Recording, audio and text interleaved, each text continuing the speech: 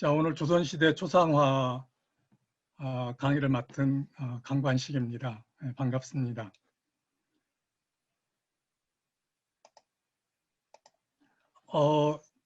사실 조선시대 초상화에 대한 교양 강의 같은 건 줄 알고 있었다가 학회에서 이런 공문을 받고 조금 당황했습니다.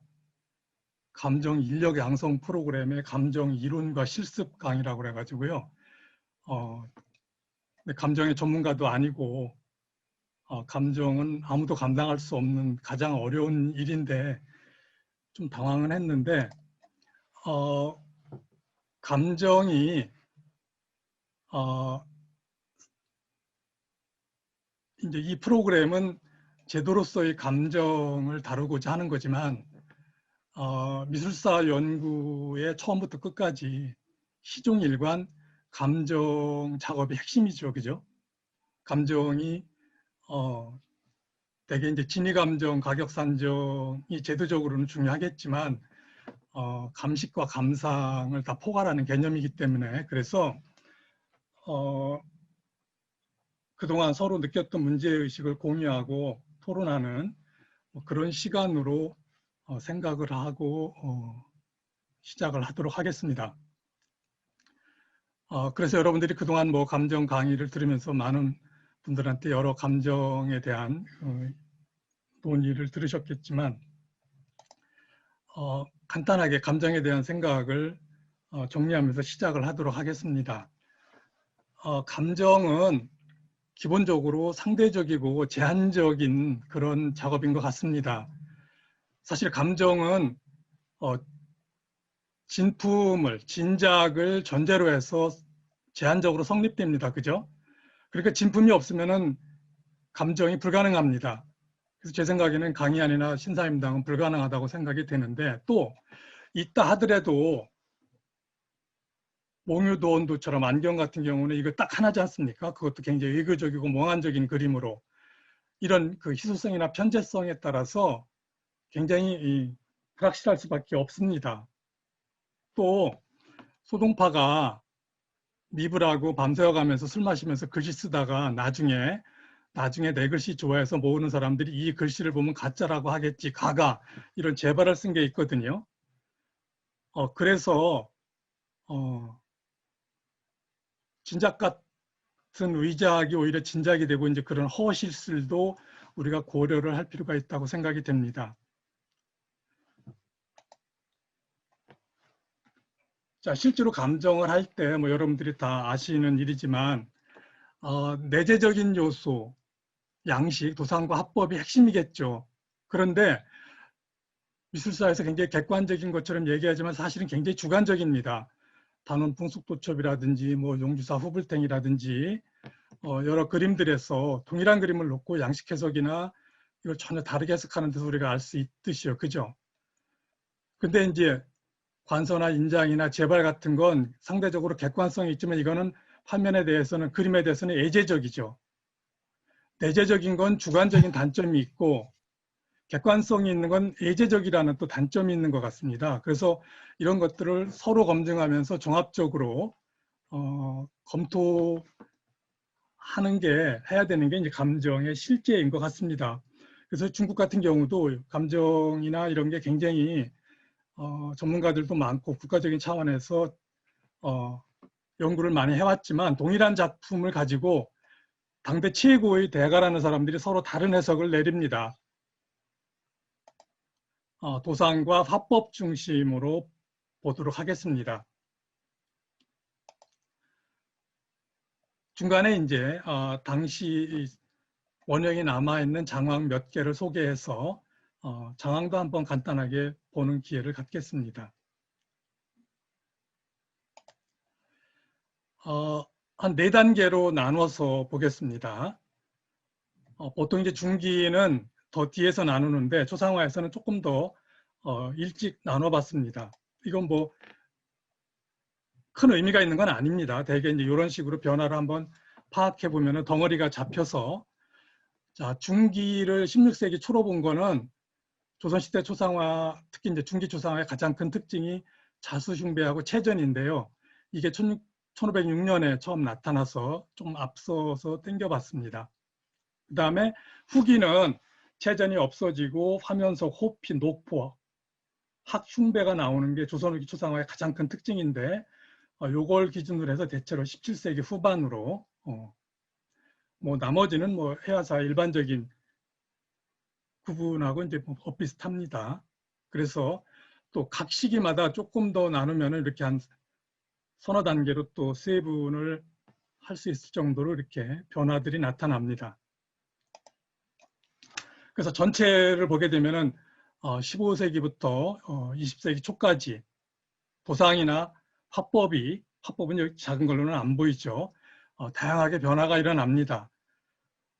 그래서 아마 이런 것들을 기본적으로 알고 있어야 감식이나 감정을 할 때 1차적인 도움이 될 수 있을 것 같습니다. 자, 그래서 조선 초기부터 한번 큰 특징을 한번 시간이 없기 때문에 보겠습니다. 15세기 초상화는 사실 뭐 15세기만이 아니라 임난 이전은 유작이 적고 원본이 적죠, 그죠? 초상화도 마찬가지입니다. 초상화는 더합니다. 이 17세기까지는 공신사항이 아니면은 초상화를 그리는 게 일반적으로 많이 그런 문화 자체가 없었기 때문에 더 그렇습니다. 그래서 대체로 공신사항을 중심으로 특히 공신사항을 계승한 관복본 중심으로 보겠습니다. 시간이 워낙 없기 때문에요. 그리고 이제 관복본이 이제 가장 이 감식의 그 대상들이 많기 때문에 이 초기 초상화들은 대개 명나라 초상화 형식을 많이 따랐고요. 그리고 후기는 경제 초상화들의 도상이나 그 채색이나 이런 게 정형화가 되고 단순한데 15세기는 굉장히 다양합니다. 아직 정형이 형성되기 전이라 그런 것 같습니다. 그래도 이제 기본적으로 조선시대 공신상 또는 관복상의 이제 기본 3호 달령을 착용한 상복을 입고 공수하고 전신 교의자상에 앉아 있는 이 기본은 이때 만들어지는 것 같습니다. 물론 이제 고려 말에 만들어져서 조선 초에 계승이 된 거지만, 자 15세기 공신상은 15세기 전반 태종대하고 15세기 중후반 세조대로 나뉘는 것 같은데요. 몇 개 안 남아 있는데 보면은 여기는 흉배가 없죠, 그죠? 여기 이제 흉배가 나오고, 그죠? 그 차이가 가장 큰 것 같습니다. 여기 15세기 전기야 워낙 이제 원본이 없기 때문에 그런데 그리고 관복 색깔이 굉장히 다양하죠, 그죠? 그리고 여기는 의답도 초기에는 없었던 것 같습니다. 근데 정몽주가 있기 때문에 이게 후대 모사분이면서 들어간 건지 이건 지금 정확히 알 수는 없습니다만 이런 게 이제 가장 큰 특징인 것 같습니다. 여기서 보게 되면은 이 3호의 양각도 신숙주까지는 이렇게 가늘고 아래로 처지고 이 적개공신부터 달라지죠, 그죠? 그래서 이 옷도 그렇고 신체도 그렇고 여러 가지가 여기서 또 한번 끊어집니다. 자, 중기초상화는 앞서 잠깐 얘기했듯이 이런 식으로 바닥에 체전이 등장하고요. 흉배가 직금 흉배에서 이제 자수 흉배로 바뀌는 거. 그 다음에 이런 식으로 무죠. 이제 옆자락 뒤에 댔던 옷자락이 뒤로 가면서 접힌 거를 이제 양식적으로 한쪽에 삼각형 뿔처럼 표현한 거. 삼각형 무. 이게 이제 가장 큰 특징이죠. 그 다음에 전체적으로 굉장히 평면적인 거. 근데 이제 이 시대에는 이게 원본이냐 모본이냐를 가지고 지금 학자들끼리 엄청나게 의견이 갈려 있고요. 극단적으로 거의 대부분을 다 모본으로 보는 분도 있고 상당히 제일 어려운 부분입니다, 지금. 그 다음에 이제 17세기 후반부터 더 앞서 잠깐 얘기했듯이 대대적으로 변화가 일어나는데요. 시간이 너무 많이 지났네요. 가장 큰 차이, 우선이 숙종대부터 중국 초상화 영향이 굉장히 많이 들어와서 정면관이 유행합니다. 17세기 말에. 그리고 호피를 교위에 두르고요. 그 다음에 이제 다 녹포달령이고 얼굴을 이제 중국식으로 다시 위에서 색깔을 칠하는 유화식으로. 그 다음에 이제 이런데 명암을 넣어가지고 입체감을 내는 거. 이런 것들이 이제 17세기 후반에 가장 큰 변화입니다. 그래서 뭐 17세기 초부터 중국에 사신 갔다 온 사람들이 이제 중국에서 그런 식으로 초상화를 그려왔지만, 이제 우리나라에서 그렇게 그리기 시작하는 거는 18세기 후반 말입니다. 그래가지고 17세기 후반. 그래서 18세기 초까지 유행을 합니다. 그 흐름이. 초기에 가장 대표적인 예가 이제 김석두 상입니다. 그리고 또 하나 여기 사모가 이렇게 얇아지고 사모가 높아지고 얇아지고 여기 무늬가 그전까지는 다 운무늬였잖아요. 근데 여기 이제 잠자리 무늬로 바뀝니다. 이렇게 유화처럼 칠하는 거. 그러면서 이제 정면관이 부담스러우니까 측면관으로 바뀌면서 자, 여기는 측면관, 여기는 정면관, 여기는 다시 측면관. 이런 이제 혼란이라고 그럴까요? 이인엽상도 마찬가지입니다. 여기는 정면관, 여기는 측면관, 측면관. 이런 식으로 이제 과도기적인 현상이 나타납니다. 그러다가 이제 18세기 초, 대체로 1710년경에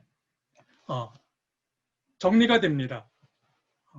좌한 7분면, 측면상으로.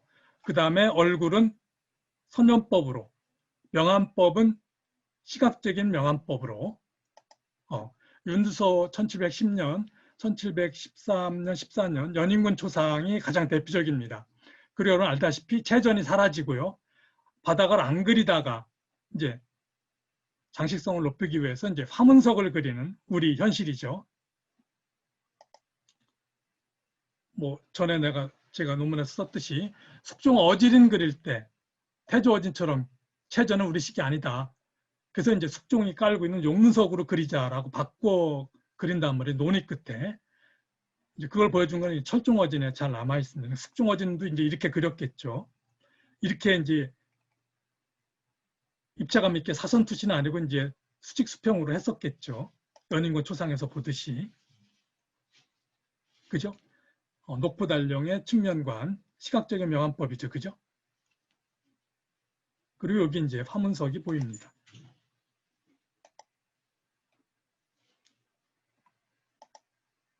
그죠? 그리고 이제 이런 식으로 달령에도 다 이렇게 입체감을 내고.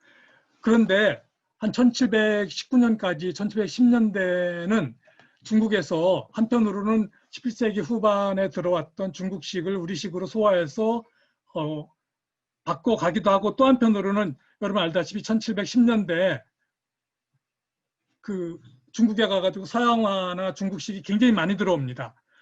1712년만 하더라도 김창업은 천주당을 보지 못합니다. 그 강희제가 못 보여주게 해가지고. 근데 그 뒤에는 그걸 허락을 해서 봅니다. 그러니까 중국식, 서양화법 이런 것들이 굉장히 더 많이 들어오면서 이런 식으로 신임상이나 이 강연상에서 보다시피 명암법이 엄청 더 짙어지기도 합니다. 여기는 이제 홍기 삽입하는 것 잔통도 조금 남아 있고요. 김진여가 이제 평양에서 그런 걸 더 많이 받아들여져 가지고 이제 정호. 그러니까 이게 당시 사람들한테는 뭐 신통으로 입체감이 있는 것도 좋지만 너무 얼굴이 시커멓게 보이죠. 그러니까 이제 저기에 대한 반감도 일어납니다. 자, 1712년에 13년 1월에 북경에서 완전히 유화식으로 위에서 바르는 초상화를 그려오죠. 초본을. 이런 식으로 우리화시키는 거하고 중국 거 서양식이 중국식이 막 들어오는 게 1710년대에는 동시에 일어납니다.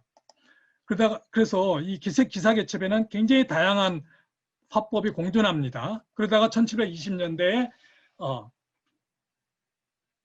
너무 지나친 명암을 빼고 우리식으로 도상도 좀 단순하게 하고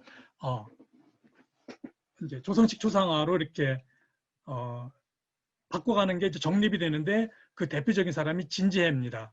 그래서 조영복 유수초상에서 그런 것들이 잘 보이고요. 그죠? 좀 맑아졌죠. 그러다가 이제 1728년에 분모공신상에서 굉장히 이제 높은 수준으로 발달합니다. 기록이나 이런 거 제가 찾아보니까 조문명상, 박문수상, 진지혜가 그렸습니다. 그래서 이 두 초상화가 제일 수준이 좋습니다. 그죠? 굉장히 묵직하면서도 맑고 투명한 명암 표현이 아주 좋습니다. 선도 이렇게 강조를 하면서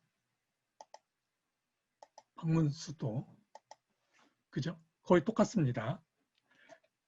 의계에 의하면 박문수 진제가 그랬다고 되어 있고요. 조문명 문집에 진제가 그랬다고 되어 있습니다.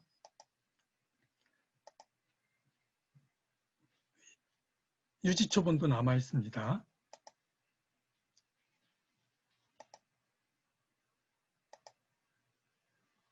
근데 자, 이 분모공신상은 9명의 화원들이 그렸는데요. 지금 한 6개 정도가 남아 있는데 다 다릅니다. 자, 요거는 이제 진지아가 그린 건데요. 이쪽은 전혀 도상도 다르죠. 그죠? 화법은 더 다릅니다. 도상은 비슷한데 또 화법이 굉장히 다릅니다. 공신상의 다양성. 지금 앞서 얘기했듯이 이 공신상이 가장 중요하고 잘 남아있기 때문에 공신상 중심으로 초상화를 연구하는데 같은 해 같이 그려진 공신상은 도상이나 화법이 다 똑같아야 되는 것처럼 오해를 많이 하는데 아닙니다.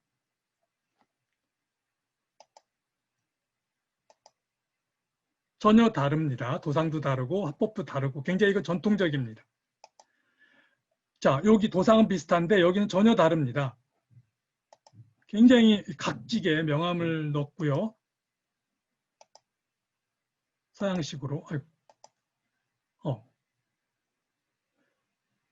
여기 보세요. 여기는 다 측면관이고 여기는 정면관이고 그죠? 도상이 굉장히 다른데 굉장히 입체감 있게 서양화식으로 넣었지만 구체적으로 보면 여기는 완전히 사진처럼 하고 여기는 그죠? 다릅니다. 명암 표현법이. 공신상의 다양성 아시겠죠? 그러다가 이제 1740, 50년대 가면은 대개 이제 장경주가 가장 활동할 때인데 더 맑아집니다. 분모공신상에서 보던 것도 이제 무거워 보였던 것 같습니다. 그래서 가장 맑고 투명합니다. 너무 창백해 보이기도 합니다. 그런데 이제 투시법은 아직 좀 모순적인, 불합리합니다. 이 이직 초상을 장경주가 그랬다고 기록에 있는데 똑같습니다. 거의 비슷합니다. 그죠? 그래서 이정보상도 장경주가 그린 것 같습니다. 너무 상해서 그런데. 그러다가 50년대 가게 되면은 투시법이 조금 더 진전이 있습니다. 그죠? 사실 여기도 뒤쪽으로 제대로 표현이 안 됐는데, 그러니까 그냥 이 꼬리로 가려가지고 그럴듯해 보입니다. 투시가. 그러다가 이제 영조대 후반, 변상 60년대의 변상벽에 의해서 투시법도 발달하고 이 선연법도 엄청 발달합니다. 가장 대표적인 게 김치인 초상이죠. 그죠? 꽤 합리적으로. 그리고 굉장히 맑고 투명해지면서도 조금 더 이렇게 이제 깊이감 있고 좀 사실감 있게 표현이 됐습니다. 윤급초상, 화법이 굉장히 비슷하고 기록에 변상벽에 그렸다고 되어 있기 때문에 변상벽 걸로 볼 수 있다고 생각이 듭니다. 그죠? 선연법으로 하면서 선도 이렇게 강조하면서 명암, 입체감도 굉장히 내면서 그죠? 요 상처 난 거며 굉장히 맑고 투명하면서 그죠? 이번에 술을 워낙 많이 먹어가지고 딸기코가 됐던 것 같아요. 입체감을 표현을 했는데 자 여기 면이 바뀌니까 더 정교하게 하려면 여기 달령의 문양이 바뀌어야 됩니다. 그런데 그냥 평면으로 하고 여기다가 어둡게 입체감 표현만 했습니다. 요 변상벽 단계에서는.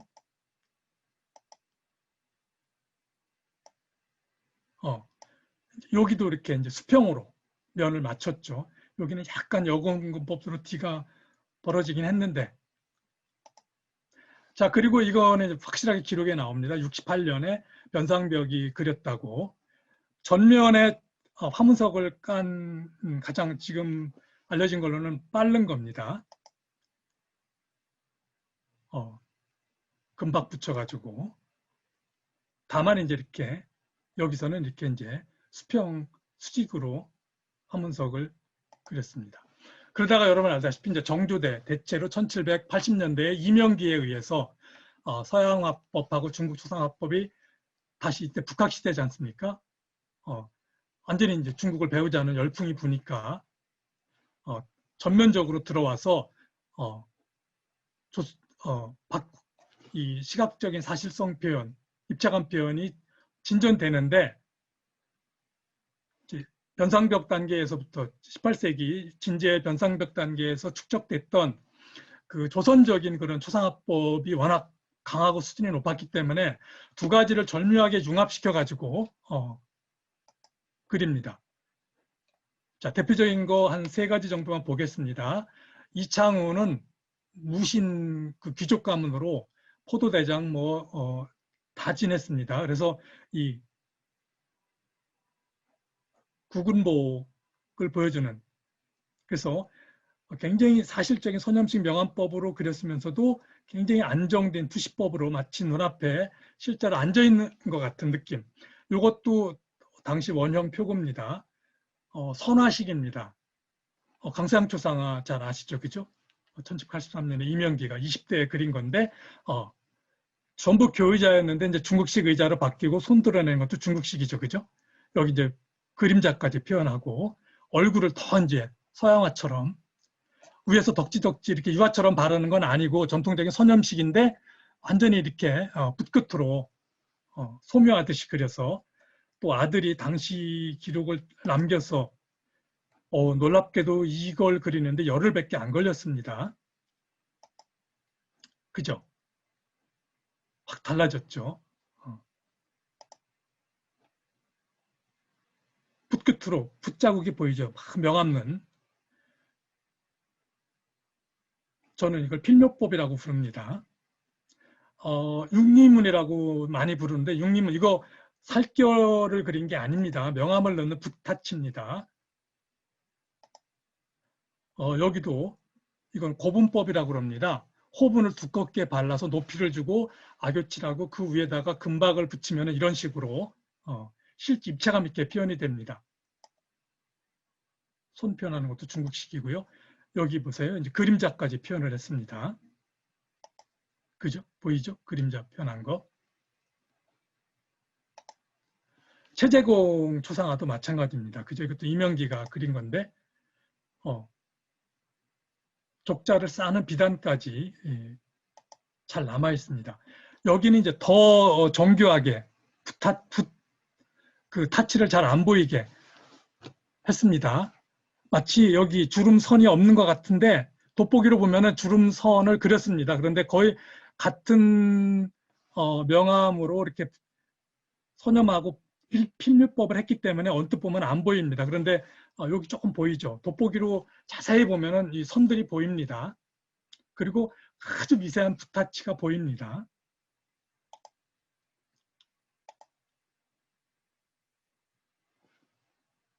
초본도 남아 있습니다. 65세 그린 거라 거의 같죠. 이제 이런 3호의 여기 밝게 하고 어둡게 하고 입자감까지 표현하고요. 자, 2단계에서 아까 여기 이런 데 보면은요. 면이 달라지면 이렇게 이제 문양을 조금 이렇게 차이 나서 그립니다.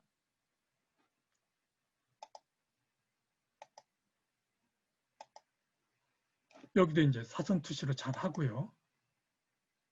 여기도 그림자 살짝 표현했죠. 금간주복부는 더 화려하죠. 여기도 가장 정교한 필묘법을 구사하고 고분법 금박으로 하고 이거 접혀간 거 보세요. 그리고 여기 완전히 그 유화 같잖아요. 주사를. 그죠? 어둡게 하고 여기 더 밝게 하고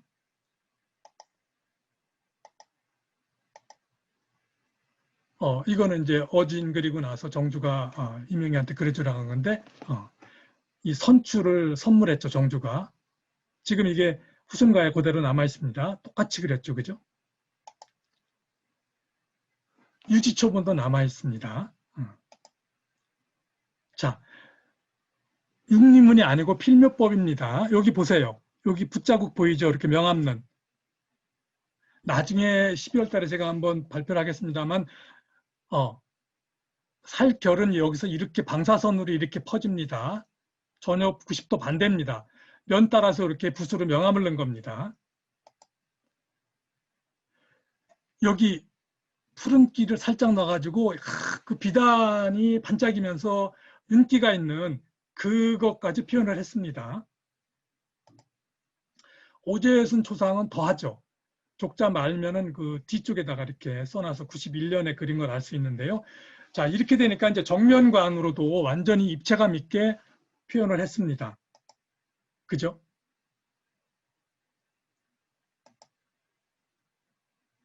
이 붓자국 보이죠? 여기 눈동자를 더 실감나게 표현하기 위해서 호분을 살짝 발라서 높이를 주고 윤기가 나는 검은색 안료로 이렇게 해서 실물처럼 했습니다. 이 붓자국 보이죠?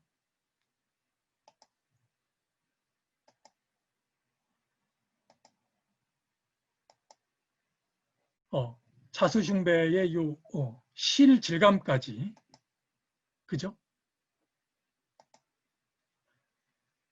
서대도 금박을 이제 뒤에서 붙여가지고 앞에서 선염하는 호피, 달령, 이 흑단 무늬. 다만 이제 이걸 원래 하려면은 이렇게 해야 되는데 그거는 안 한 건지 못 한 건지 못했겠죠. 그죠? 그냥 사선 투시를 했습니다. 이것도 당시 표구 원형입니다. 이때는 이제 대개 무늬를 않는 것들이 더 이렇게 많이 쓰였습니다. 확 다르죠, 그죠? 자, 그러다가 이제 19세기 중반부터 또 확 바뀝니다. 초상화가.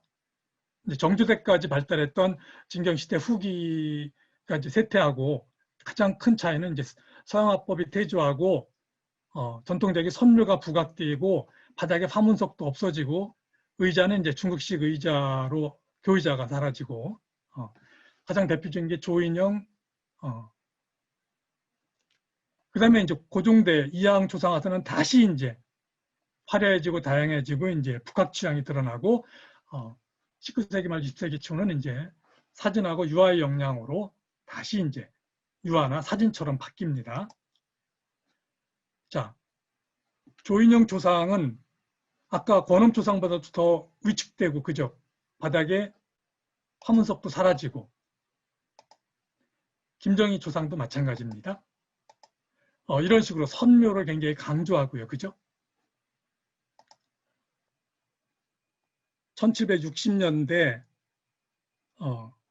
초상화입니다. 이거를 똑같이 모사하는 과정을 사진 찍어서 조선시대 초상화 그리는 방법, 기법 요걸 잠깐 소개를 하겠습니다. 시간이 워낙 없으니까 자, 요거를 알아야 초상화를 분석하거나 감식할 때 도움이 많이 될 겁니다. 뭐 직접 그려보면 더 도움이 많이 되겠지만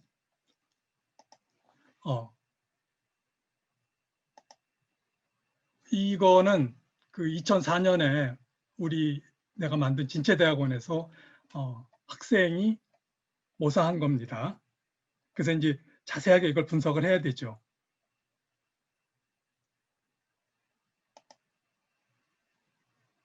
좋은 사진이 있어서 그때 유지초본까지 잘 남아 있습니다. 자, 이제 이 모본을 그릴 때 오래된 이제 비단 그 바란 거를 맞추기 위해서 오리나무 열매를 끓여서 그 물로 염색을 합니다. 그럼 약간 비단이 누르스름해져요. 요거 굉장히 중요한데요. 비단을 이렇게 이제 쟁틀에 매야 되잖아요. 그런데 이렇게 끈으로 이렇게 묶습니다. 그래서 이 끈으로 이렇게 말하자면은 이제 묵묵하면은 이게 늘어지기 때문에 끈으로 조이기도 하고 이런 식으로 합니다. 그렇기 때문에 여기다가 덧대서 바느질을 해야 됩니다. 이런 식으로 비단은 찢어지니까. 그런 다음에 이제 이렇게 면끈으로 해가지고 이렇게 묶습니다. 자, 그 다음에 물감을 개는 악교는 또 다르게 만들어야 됩니다. 백반을 안 섞고요. 농도도 더 높게 한 10% 정도로 해야 됩니다. 그 다음에 악교는 절대 끓이는 게 아닙니다. 물로 불린 다음에 중탕을 해야 됩니다. 80도 이하로. 끓이면 점성이 다 없어집니다. 안료는 크게 두 가지 종류가 있습니다.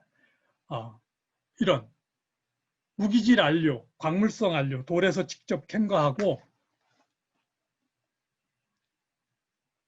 그 다음에 흰색은 호본이라고 부르는 거는 이게 오랑캐 호자입니다. 그러니까 서역 쪽에서 온 연백. 그 다음에 우리 전통적으로 많이 쓰던 건 합분입니다. 대합 쪽에 가루를 부숴서 만든 거. 그래서 이건 돌가루이기 때문에 보통 석채라고 많이 부르죠. 그 다음에 또 하나는 이 대자는 조금 다릅니다만 수지 계통의 식물성 염료 계열이 있습니다. 이거는 유기질입니다.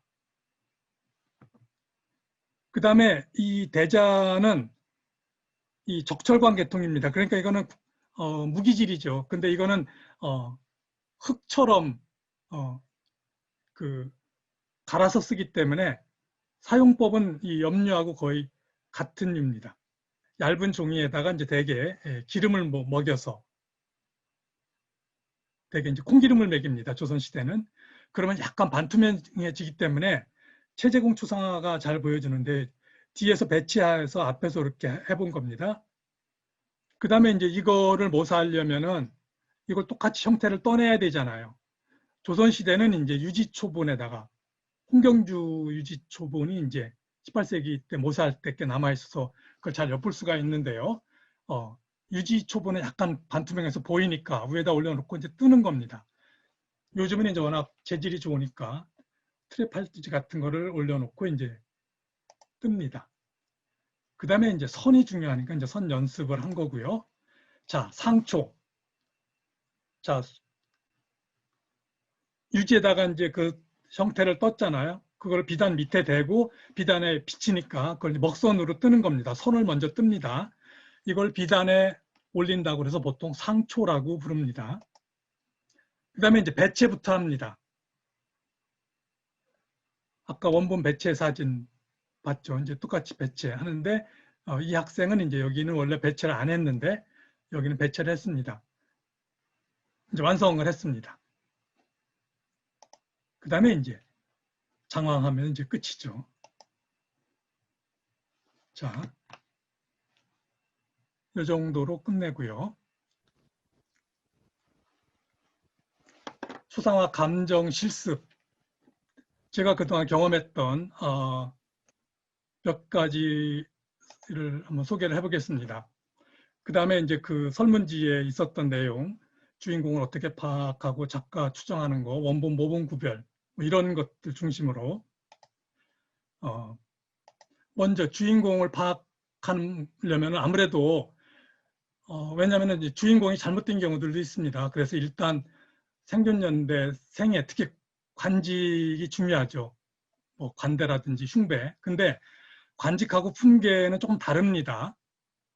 그래서 가장 정확한 거는 품계를 정확히 확인하는 건데 품계를 정확하게 확인하기는 쉽지 않습니다.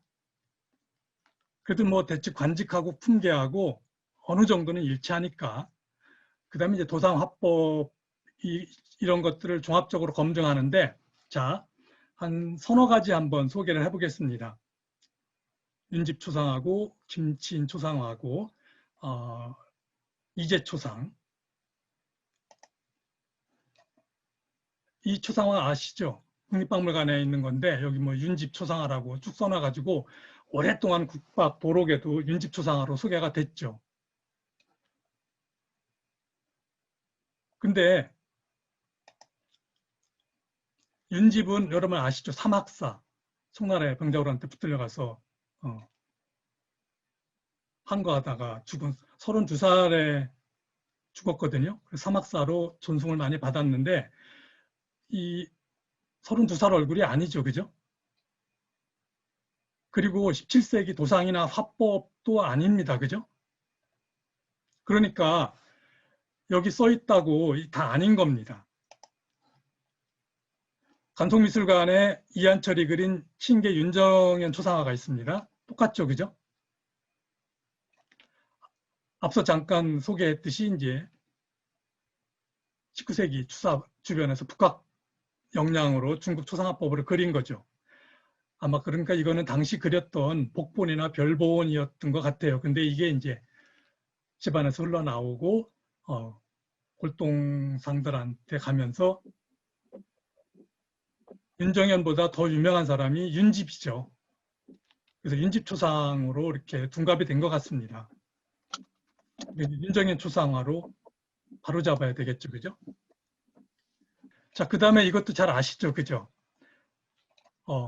일제시대 때 아마 집안에서 흘러나와서 일제시대 때 조선 총독부나 아니야 이방가에서 사가지고 국박의 이제초상, 이채초상 조선시대 선비를 대표하는 상으로 오랫동안 소개가 됐는데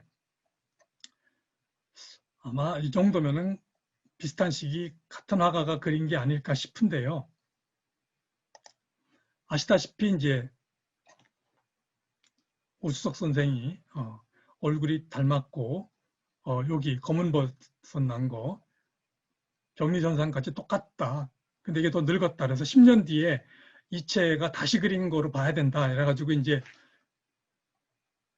굉장히 유명해지고 지금은 굉장히 그렇게 많이 돼 있죠. 예전에 제가 털과는 논문 쓰면서 그렇게 보면 안 된다는 말을 한 번 한 적이 있었는데 그러니까 이제 주인공을 검증할 때 보십시오. 진짜 닮았습니다. 그죠? 그리고 이재 초상이 인쪽이 훨씬 더 늙었죠. 그리고 여기 보세요. 요거 때문에 그래요. 요거 검은 버드하고 여기 요거 사막 안 잘렸구나. 요쪽에. 그래서 이제 10년 뒤에 이재 모습이다. 엄청 많이 늙었죠. 그죠? 그런데 잘 보세요. 이건 더 좋은 사진으로 봐야 되는데 주름이 확실히 여기 엄청 더 많아졌습니다. 특히 미간 보세요. 그죠? 더 늙어 보입니다. 그런데 주름이 더 적어진 것도 있습니다. 자, 여기 보세요. 여기 주름이 두세 개가 선명한데 여기 없어졌죠. 그죠? 여기는 보톡스를 맞았나요? 그러고 보면 여기도 주름이 여러 개인데 여기는 주름이 없어졌습니다. 더. 이런 일은 있을 수 없죠.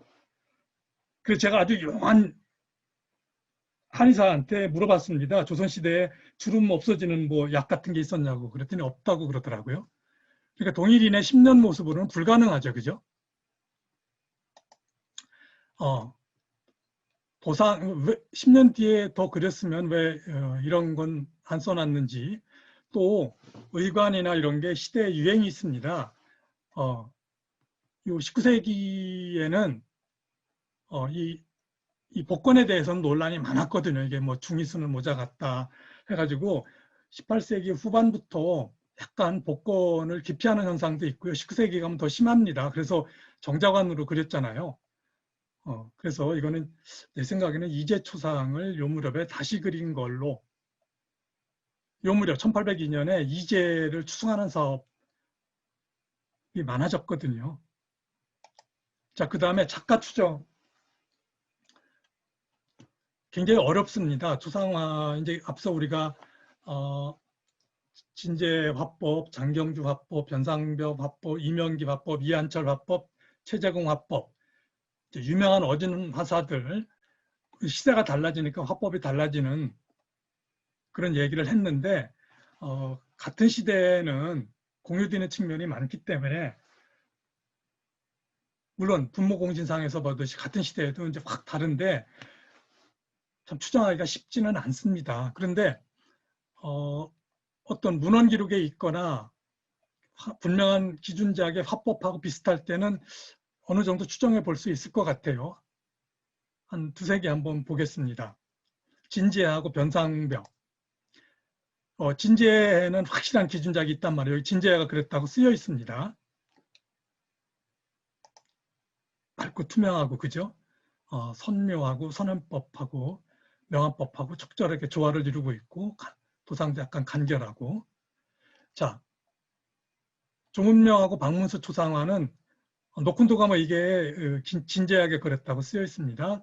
하감집에 진지해가 그랬다고 쓰여 있기 때문에, 그리고 화법이 조금 전에 봤던 진지해하고 비슷합니다. 그죠?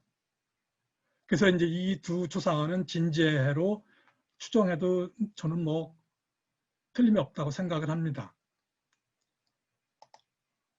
변상벽 같은 경우도 마찬가지입니다. 김치 초상화 변상벽이 그랬다고 쓰여 있습니다. 자, 그 다음에 이 강세왕 자화상을 김홍도가 그렸다는 얘기를 하는 분들이 꽤 있습니다. 초상화는 문인화가가 그리기가 쉽지 않죠. 너무 잘 그렸다. 막 석체 쓰고 진체, 금체까지 썼다. 근데 여기 강세왕이 직접 자기 친필로 자기가 그렸다고 하고 도장까지 빵빵 찍었는데 그럼 뭐 거짓말을 한 겁니까? 자, 금을 쓰고 석체를 쓰는 거는 쉽지는 않습니다. 배우지 않으면. 자, 물감 요거 직전에 81년에 어진 그릴 때 강세왕이 유화로 감동했죠. 김홍도가 정주 몸 그리고 이명기가 얼굴 그릴 때 한중유 미안합니다. 그러니까 김홍도하고는 워낙 뭐 가까우니까 물감 개고 이런 거는 김홍도가 도와줬을 수도 있죠. 그러나 화법도 이거는 김홍도하고는 전혀 다르고 강세왕 그림입니다. 자, 정경순 초상이 6년 전에 그린 건데, 5년 전에 그린 건데요. 이 글씨를 표함이 써졌습니다. 해연동에 같이 살았던 아주 절친입니다. 거의 이 초상화를 본받아서 그린 것 같아요. 표함이. 그런데 이건 한종유가 그린 건데요. 이건 전문가 느낌이 나죠. 이건 굉장히 거칩니다. 문인화가가 이 정도 그리면 굉장히 잘 그린 거지만 화법도 그죠? 전혀 다릅니다. 명암을 넣었는데 굉장히 거칠고 다르죠. 그죠? 김홍도는 더더군다나 비교가 안 됩니다.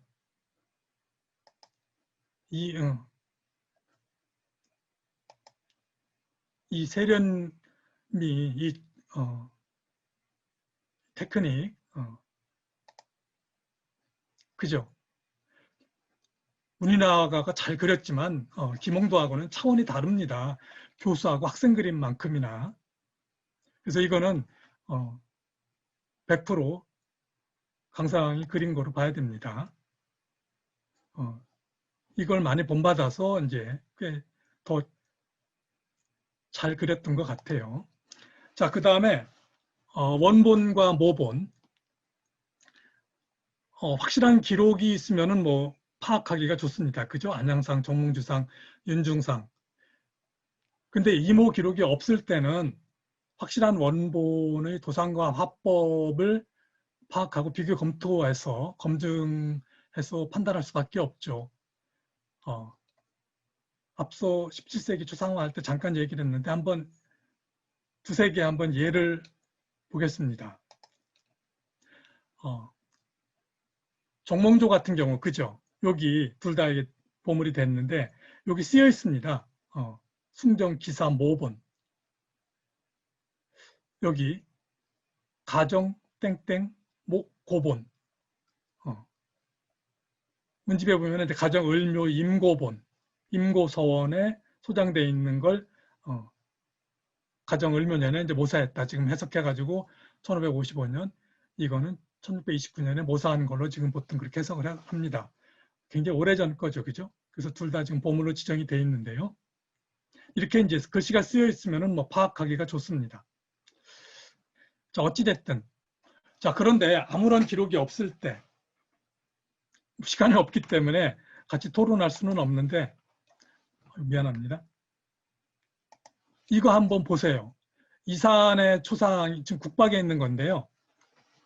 이거는 원본입니까? 모본입니까?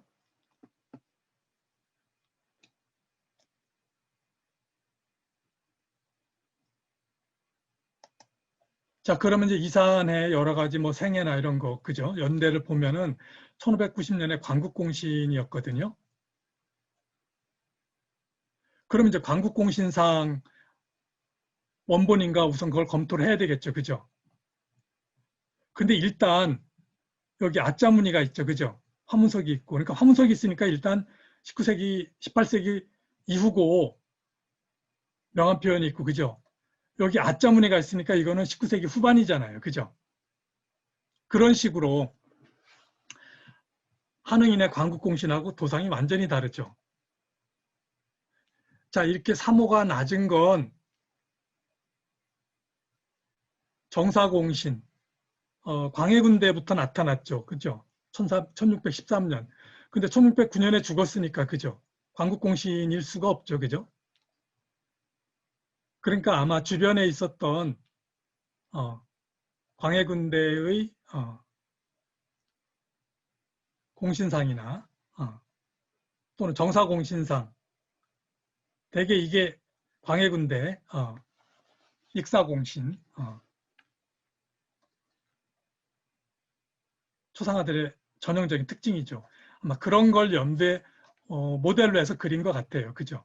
근데 이제 19세기에 그리니까 이제 후대에 명함도 많이 들어가고 돗자리도 깔고 그러고 보면 이제 1894년에 후손인 이남규가 악의사당에 있는 것을 임호했다는 기록이 있다고 합니다. 여기에 쓰여 있는 건 아니지만 그러니까 아마 19세기 말에 모본일 것 같아요. 그죠? 그러니까 생애, 도상, 화법, 기록 이런 것들을 종합적으로 고려해서 이거는 뭐 굉장히 쉬운 예죠. 그죠? 자, 홍경주의 전국공신상.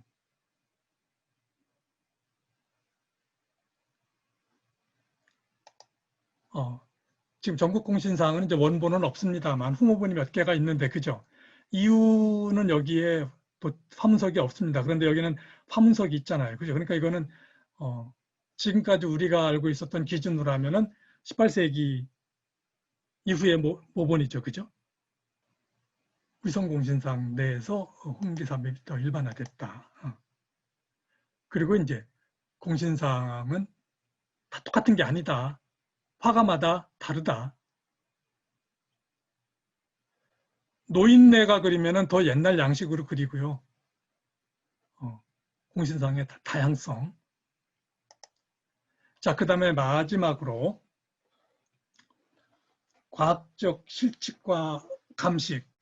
최근에 이제 이 과학적으로 실측하는 기술들이 발달하면서 이런 일들이 많이 일어나고 있죠. 그죠? 그래서 우리가 몰랐던 사실, 중요한 사실, 화면 앞에서만 봤을 때는 몰랐던 사실도 알고 그러는데, 근데 앞으로 이제 이 기술이 점점 발달하겠죠. 근데 뭐 여러분 되게 알 겁니다. 근데 굉장히 주의를 해야 된다는 말씀을 좀 드리고 싶습니다. 잘못하면은 과학적으로 더 거짓말, 이상한 엉터리 감식을 하게 됩니다. 자, 제가 경험했던 몇 가지 사례 한번 소개를 해보겠습니다. 최근에 뭐 거의 기본적으로 다 X선 형광분석기 가격도 싸지고 그래서 다 안료 측정하고 그죠? 불화 초상화는 뭐 기본으로 다 하죠. 근데 주의해야 됩니다. 이거는 무기질 성분의 광물성 안료만 검출이 됩니다. 석체, 먹, 금박음, 뭐 금리, 은박 이런 거. 유기질 성분의 이 염료 계열은 검출이 안 됩니다. 아직은 그런 기술이 없다고 합니다. 이거를 비파계로 검출하는 기능은 연지, 등화, 쪽 이런 거. 그래서 고려부라도 하면은 저런 금속 성분만 나옵니다. 그래가지고 심지어는 얼굴을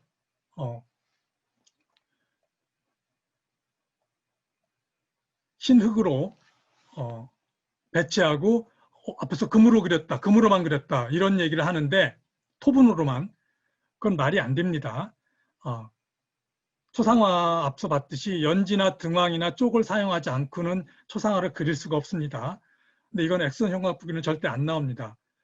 근데 공신상 그리던 녹훈도가 얘기해 보면은 이런 물감을 썼다고 쓰여 있습니다. 현미경으로 이제 오리나 특히 이제 당나무를 몇십 배로 확대해서 이 그림 저 그림의 종이가 같은 종인가 이런 것들도 하고 그러는데요. 단원풍속토첩을 육안으로 보면은 종이 종류가 한 4-5가지가 서로 다른 종이들이 있습니다.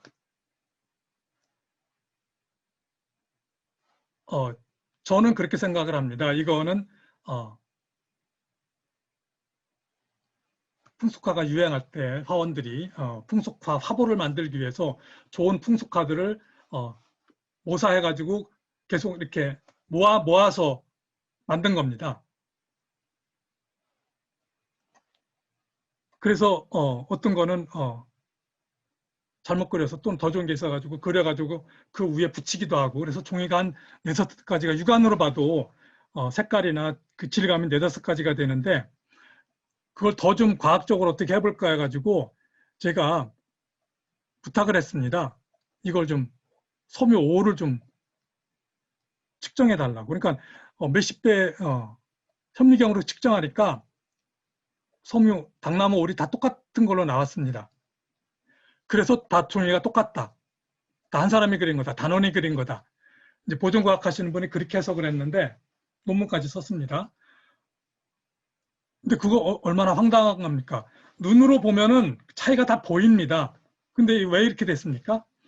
자, 당나무 섬유 조직은 다 똑같겠죠. 그죠? 세 번째로 엑선 적외선 촬영도 하면은 또 여러 가지 새로운 사실이 파악이 되죠. 그죠? 안료로 가려진 그 먹선, 그 다음에 뒤에서 칠한 배체, 그죠? 또는 수리한 거, 이런 거. 그래서 재밌는 사실들이 많이 파악이 된 거 여러분 알잖아요. 그런데 화법을 잘 알아서 이걸 잘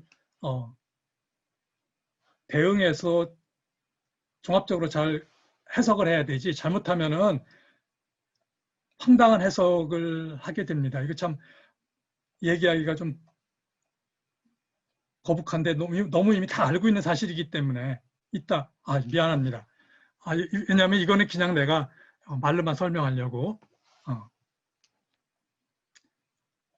요거는 요거만 자 이거 다 아시잖아요. 그죠?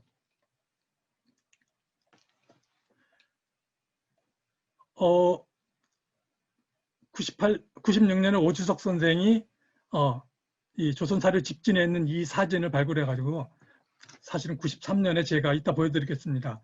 해남에서 여기 먹선 유탄으로 그린 거 여기 보이죠? 이따 보여줄게요. 이걸 촬영해서 95년에 간송에서 원래 세미나에서 발표를 했습니다. 유탄으로 그렸던 건데 20세기에 표구하면서 배접해서 표구하면서 이걸 지저분하니까 지웠다. 근데 이제 오주석 선생이 그때 같이 세미나 했었는데 단원에 대해서 쓰고 그러면서 이거 사진을 발굴해가지고 여기 선명하게 보이잖아요. 37년에 찍은. 그래서 이제 이걸 이제 발표해가지고 일반화됐는데 98년에 이태호 선생님이 그럼 아니다. 종이 뒤에서 그린 거다. 그래서 일제시대 때 햇빛에 비춰가지고 이 선이 나오게 촬영한 사진이다. 그러면서 이제 배채법이라고 있죠. 등배쳐 써서 뒤에서 칠하는 채색. 그러니까 배선법, 뒤에서 선을 긋는 방법이라고 이제 논문을 쓰셨습니다. 그런데 2006년에 국립박물관 신축 개관하면서 이걸 전시하면서 당시 이제 이런 여러 가지 실측하는 것들을 많이 할 때니까 국박에서 X선, 적외선 촬영을 하니까 도표 선묘가 안 보이는데 선명하게 드러났습니다. 그죠? 그래가지고 이 배선법이 과학적으로 증명된 것처럼 국립박물관에서 논문을 발표하고 이제 그게 막 신문에 나고 지금 그게 일반화가 됐는데 아닙니다. 윤두소 자화상은 이게 두꺼운 장지입니다. 아주 도침도 잘 되어 있습니다. 그래서 뒤에서 손을 그린 게 앞에서 보이지 않습니다. 그리고 아예 뒤에서 손을 그리는 배선법은 없습니다. 그건 비단에도 없습니다. 종이는 말할 것도 없고. 만약에 종이 뒤에다가 그렸다면 그죠? 만약에 적외선으로 촬영을 하면은 이거보다 더 선명하게 뒤에 선 그린 게 아주 뚜렷하게 나와야 되죠. 근데 이거보다도 흐릿하잖아요. 이건 뭡니까? 여기 보이죠? 여기 이렇게. 자, 유탄으로 초를 떴습니다. 얼굴도 뜨고 다 떴습니다. 그래서 유탄 초를 이렇게 살살 지워가면서 먹선으로 그리고 채색하면서 그립니다. 그런데 도포는 없으나 언제나 그릴 수가 있습니다. 그러니까 여기다가 수염을 이렇게 그렸는데 이걸 먹선으로 그려봐요. 이게 다 가리잖아요. 그러니까 인두타가 안 그리고 둔 겁니다. 그냥 유탄 자국만. 근데 오랫동안 접었다 폈다 하면서 유탄이 막 여기 묻으니까 굉장히 지저분해졌죠. 그래서 20세기에 이제 표장하면서 해남이나 광주에서 더러우니까 여기를 닦아내는데 여기를 닦아내면 수염이 상하니까 이쪽은 안에서 남아있는 겁니다. 그러니까 이 유탄 자국이 종이 안에 배어 있잖아요. 그래서 잘은 안 보입니다. 언뜻 보면 보입니다. 잘 보면 보입니다. 근데 여러분들이 되게 어두운 전시실에서만 보니까 안 보이는데 제가 93년에 종손이 허락해가지고 이거를 유리 액자에서 빼가지고 마루에서 햇빛 비치는 마루에서 보니까 이게 다 보이더라고요. 그러니까 이거보다도 흐리게 이 안에 배어 있는 게 적외선으로 찍혀 나온 거죠. 여러분, 이게 93년에 제가 해남에서 찍은 사진입니다. 여기 유탄 자국 보이죠? 여기. 그죠? 여기.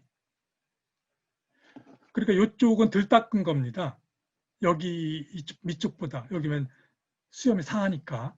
여기도 이렇게 보이죠? 자, 그걸 알고 보면 보이죠? 그죠? 요겁니다. 자, 이 속으로, 종이 속으로 이렇게 배어 들어갔겠죠. 탄가루가. 그러니까 적외선으로 찍으면은 눈으로 이렇게 그냥 보는 것보다 더 찍혀 나오죠. 그죠? 그러나 일제시대에는 꽤 잘 남아 있었단 말이죠. 표구하면서 닦기 전이니까. 그러니까 이거보다 더 선명하게 보이잖아요. 아시겠죠? 그죠? 그러니까